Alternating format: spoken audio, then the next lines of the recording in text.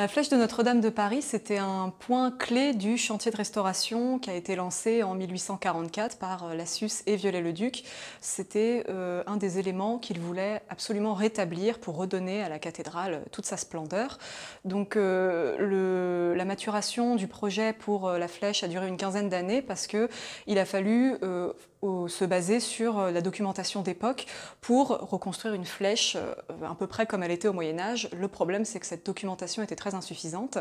Donc il a fallu également apporter une grosse part de création pour la conception de cette nouvelle flèche.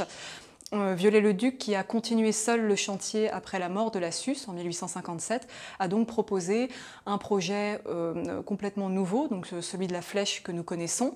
Le chantier a commencé en 1858 avec donc le montage d'un échafaudage spectaculaire, puis de la charpente. Tout ça a été recouvert de plomb, donc les travaux ont duré environ 3 mois pendant que se poursuivait tout autour le chantier du reste de la cathédrale.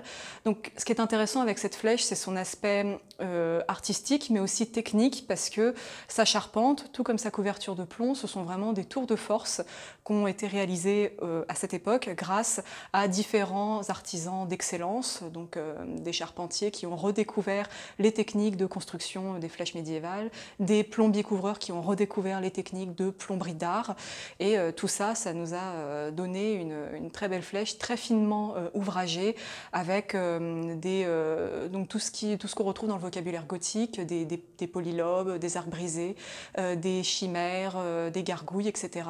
Donc tout plein d'éléments, de petits détails qu'on ne voyait pas forcément quand on observait la flèche d'en bas.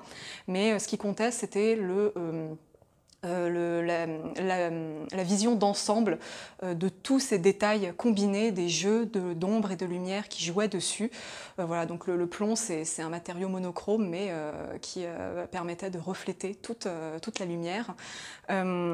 Cette flèche, elle est aussi décorée de belles statues d'apôtres en cuivre qui ont survécu à l'incendie.